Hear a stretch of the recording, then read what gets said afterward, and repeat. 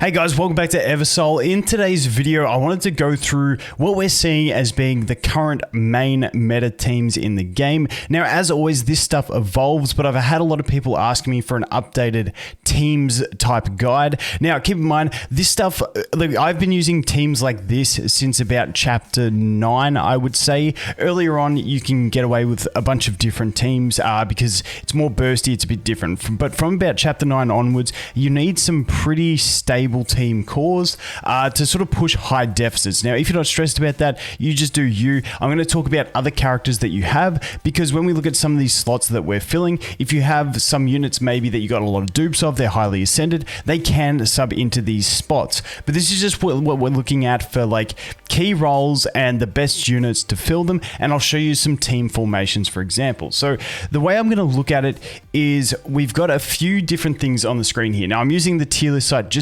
because it's easy to format them like this and move them around. It's not a tier list, anything like that. This is just the units that I want to show so I can show forming a team. So when we have tanks, the primary tanks that we have are going to be Angel, Adrienne, we got Chloe over here, we got Claire, and then we've got Petra. Now, Petra's here at the end. She really falls off in this later stage of the game. She's still great for some situations, but she's not as splashable as these ones become, even though she's like the most splashable character in the early game.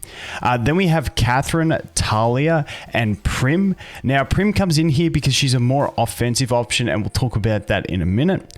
Then for primary DPS, Naya just seems to excel more than anyone at this stage. She has her ult is a full board, hits everyone no matter what, and puts them to sleep. Her main skill can put them to sleep, does extra damage if they're already sleeping from the ult, and it's not full board, but if they're close enough, it is a ranged AoE, so it does have a decent range, and sometimes you can hit 3 to 4 units with it, which is fantastic. It does have a chance to sleep, not guaranteed, but allows you to play with RNG and do retries on stages if you have to keep making it work.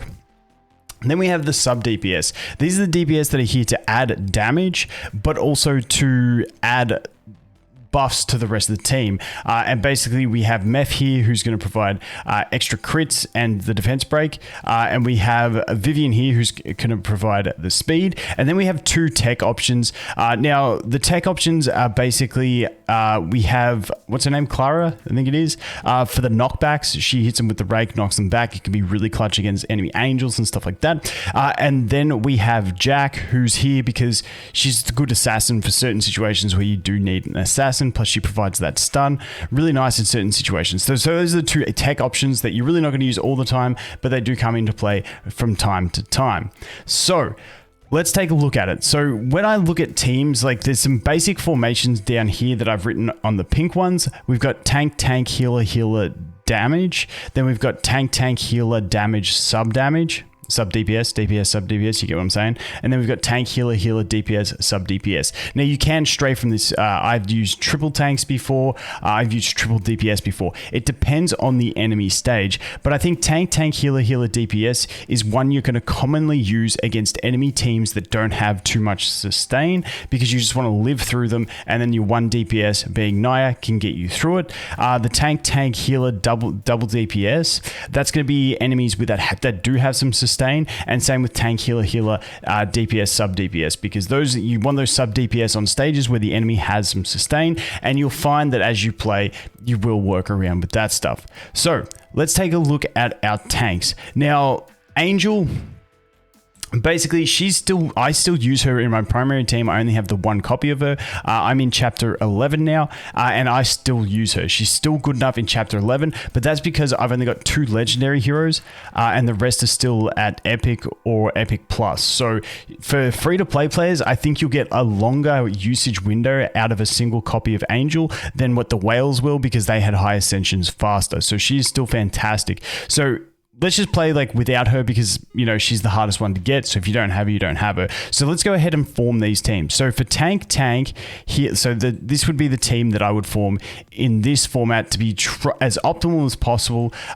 Now, this one here is where I talk about. Now, healer DPS, if the enemy's team has got a lot of pressure and you're really just looking at survival, you'd look at something like this. But if you're trying this and you're lacking a bit of damage, then maybe you try something like this, because Prim brings that attack buff, which is going to help you get the extra damage out. It's all a balance around the way I play stages is make sure you're surviving, make sure you're getting through it. If you're getting timed out, then creep more damage in. So for instance, I would creep it in like this. If I started off with a team like this and I'm getting timed out, I try a couple times, still getting timed out. Okay, let's try a team like this. Let's see if we can get it.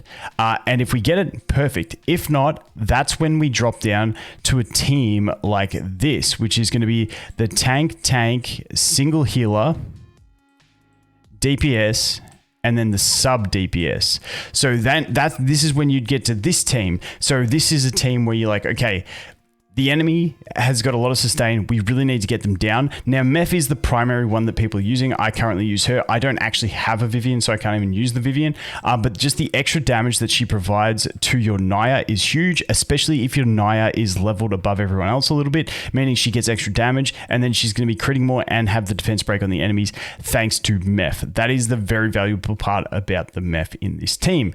And normally that's going to be pretty fine. Now, worst case, if it's still not enough. Now, Catherine's really hard to drop from a team at this stage of the game because she provides the invincibility. But then if you're still struggling from that point there, maybe that's when you drop down to the next team of tank, healer, DPS, sub DPS. Due to healers being more supportive, you can move into a team like this. Maybe even drop the Claire and keep the Chloe, because then you'll have the sustain for the Chloe. Doesn't matter which way you look at it. You can use either one, probably your most ascended one. And then you go to healer, and then you go to healer and then DPS, sub DPS. And this is when your enemy team starts getting really, really sustainy and hard to kill. That's when you would be looking at a team like this. Now, the other thing you could do is if it's still you're getting timed out but surviving, that's when you would look at doing the Prim, because she's more offensive and bringing as much damage. And this is sort of like the max damage potential you can get to, aside from going into, which I haven't stated here,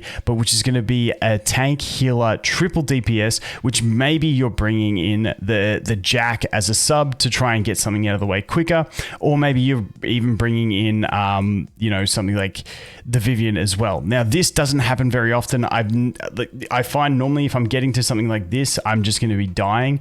So, like I said, this is probably the most common type formation you will get to at max. When you're really trying to stretch and get the most damage out of it. But hopefully that makes some sense. Looks at the teams. That was just the evolution of teams from enemies being just damage without sustain, and you just got to survive. And then the sort of evolution of the team going into the enemies being a bit more tankier, and you've just got to, get them down faster, because the clock becomes your worst enemy in this game.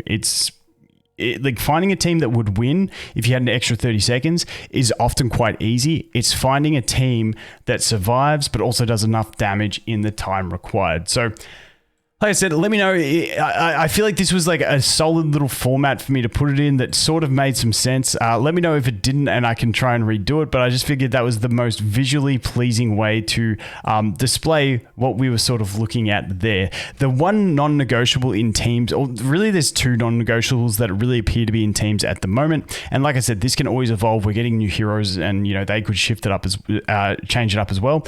But Naya, just an absolute great main DPS option. And Catherine for the invincibility, it becomes so clutch. But that is going to be it for this one, guys. Let me know what you think. Let me know what teams you're using. That's just what I've seen from players pushing really far. It's also what I have evolved my team into. Let me know what you guys are using, and we'll keep updating this sort of thing as the game goes on and the metas change. And who knows, maybe once we get higher levels, more deficit, things will change up again, and we'll definitely get some other heroes in. But as always, if you have another hero at really high ascension that fills one of these roles, definitely put them in there, test them out, because the ascension could really help, especially if it's a tank or a DPS, because they'll either get more damage or sustain more damage than these guys at lower ascension. So always keep that in mind and test that out if you do have the copies of a hero. But anyway, guys, thanks for watching. Hope you have an awesome day, and I look forward to seeing the next one. Cheers.